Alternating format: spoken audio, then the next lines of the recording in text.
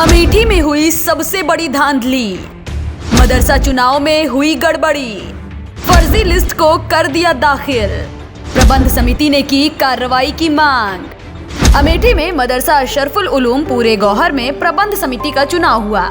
ये पूरा चुनाव शांतिपूर्वक बिना किसी धांधली के कराने के लिए प्रमोद कुमार मिश्रा को पर्यवेक्षक चुना गया। चुनाव की तारीख 2 मार्च तय की गई। ये मदरसा मान्यता प्राप्त है जिसे सरकार से फंडिंग मिलती है।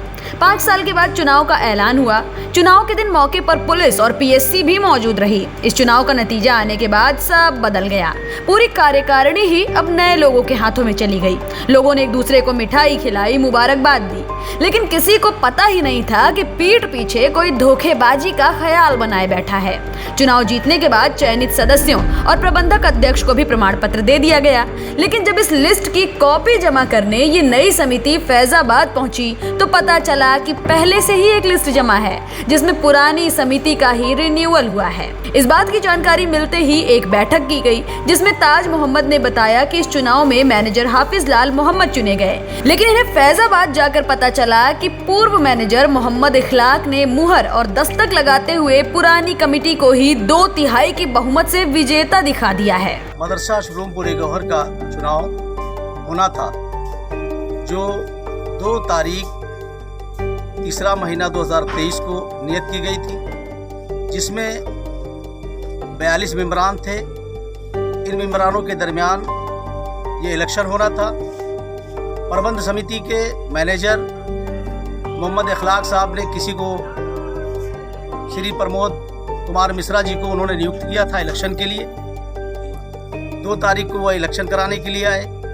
यहाँ पर एक इलेक्शन हुआ। पूरी तरीके से इलेक्शन कामयाब हुआ और संपन्न हुआ, जबकि पुलिस अधिकारी भी यहाँ पर मौजूद रहे।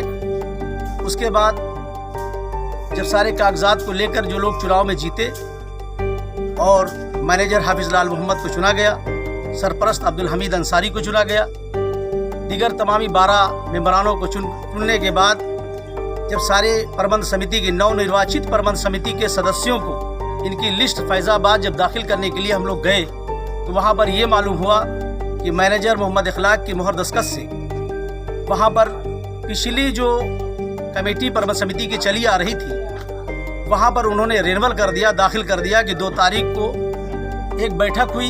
उस बैठक में 2/3 की बहुमत दिखा करके उन्होंने वहाँ पर अपनी कमेटी को रिन्यूअल कर लिया। ताज मोहम्मद का कहना है कि जीते हुए सभी लोगों को प्रमोद कुमार मिश्रा ने प्रमाण पत्र भी दिया था, लेकिन ये धांधली क्यों हुई ये समझ नहीं आ रहा। इसलिए इन धोखेबाजों के खिलाफ प्रबंध समिति तो एक्शन लेगी ही, साथ ही साथ इन लोगों के खिलाफ 400 BC का मुकदमा भी लिखाया जाएगा।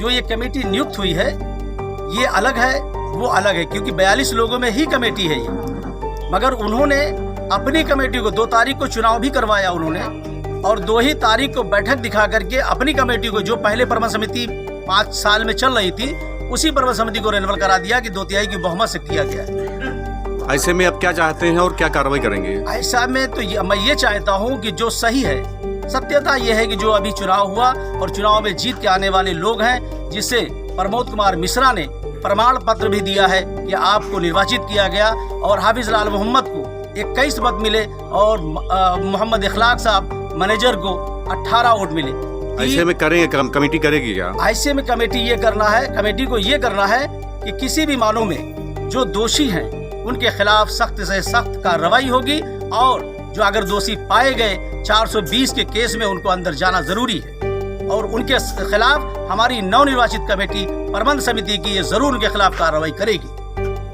बताया जा रहा है कि नई प्रबंध समिति ने इस मामले की जांच शुरू कर दी है और सारे सबूत सौंपते हुए आगे की कार्रवाई के लिए भी तैयार हैं। अमेठी से न्यूज टाइम नेशन के लिए मोहम्मद तौफीक की रिपोर्ट। सब्सक्राइब करें आपका अपना चैनल न्यूज टाइम नेशन, और हर खबर सबसे पहले पाने के लिए बेल आइकॉन जरूर दबाएं। और हाँ, खबरें पसंद आ जाएं तो लाइक और शेयर करना ना भूलें।